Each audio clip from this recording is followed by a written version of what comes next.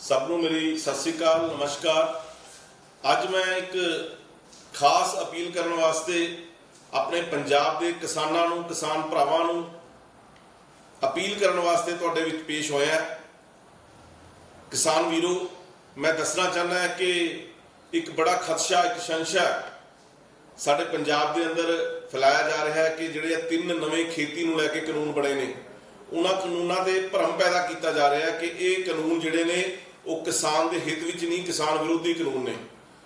मेरे किसान वीरों, मैं तुहानूं 2 चीज़ां तुहाडे ध्यान च लियाणियां चाहना। साडे देश के प्रधानमंत्री श्रीमान नरेंद्र मोदी, जिन्हां ने पिछले 6 साल तो लगातार देश की दशा नूं और किसान ते मजदूर की दशा नूं ठीक करने वास्ते, उन्होंने सुधारन वास्ते बड़े अहम कदम पुट्टे ने। चाहे किसानां ते MSP देण दी गल होवे कि कुल लागत की 1.5 गुणा MSP वो जे कोई लैके आया, वो साडी सरकार, केंद्र सरकार, मोदी जी की सरकार, तुहाडी किसानां की सरकार जिहड़ी है वो लैके आई है।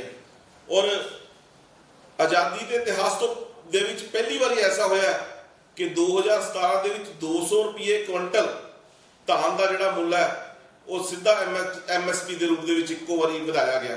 और उस तो बाद लगातार कुल लागत का 1.5 गुणा MSP जिहड़ा है वो केंद्र सरकार, मोदी सरकार किसानों को दे रही है।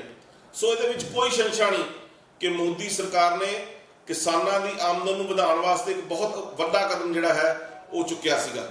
उहदे नाल नाल जिहड़ा छोटा किसान है, गरीब किसान है, उहदे वास्ते 6000 रुपया हर साल किसान सम्मान निधि के रूप में देना। और जिथे यूरिया की ब्लैक हुंदी सी, उत्थे नीम कोटड यूरिया दे के किसान नूं ब्लैकियां तो बचाने का काम किया है। मैं 3 गल्लां इस करके तुहाडे नाल साझीआं कीतियां। इस तो इलावा होर बड़े काम जिहड़े किसान हितां दे विच मोदी सरकार ने कीते ने। सो मैं गल दसनी चाहना कि जिहड़ी केंद्र की सरकार है, मोदी जी की सरकार है, वो किसान हितैषी सरकार है। उसकी नीयत ते किसी तरह का तुसीं शक ना करो, वो किसानों को वधाना चाहती है। हुण जिथों तक 3 नवे कानूनों की गल है, मैं तुहानूं इस गल का दावा दवाना कि मोदी सरकार किसानों के वास्ते MSP भी जारी रखेगी। मोदी सरकार मंडी जिहड़ी है वो भी चलती रखेगी। और जिहड़ी सरकारी खरीद एजेंसियां चाहे वो केंद्र दी है, वो भी जिहड़ियां हैगियां इस खरीद नूं जारी रखणगियां। सो साथियों, असीं तुहाडे विच हमेशा हाज़र है। भारतीय जनता पार्टी का जनरल सकत्तर सूबे का होने के नाते असीं इस गल की तुहानूं इंश्योरिटी दवाने हैं कि बिल्कुल इस खदशे च आने की जरूरत नहीं, बिल्कुल घबराने की जरूरत नहीं। MSP भी रहेगी, सरकारी खरीद भी रहेगी। इसका हुण सबूत 1 अक्तूबर तो मंडियां दे विच झोने की खरीद शुरू होने वाली है, तुहाडे सामने आ जाना है। इहदे विच केवल किसानों को एक ऑप्शन बताई गई है कि जिथे असीं मंडियां दे विच अपना जिनस बेचते सी, झोना बेचते सी या कणक बेचते सी, साडे कोल एक दूजा राह भी साडी केंद्र सरकार ने खोलिया, मोदी सरकार ने खोलिया कि तुसीं मंडियां तो इलावा जे तुहानूं इस तो ज़्यादा मुल प्राइवेट जिहड़े अदारे ने दिंदे ने ते तुसीं जाके उत्थे आराम नाल अपनी फसल बेच सकते हो। इसका केवल इन्ना महत्व है। और मैं तुहानूं एक खुले मन दे नाल कह रहा कि किसी भी भलेवे च आने की जरूरत नहीं।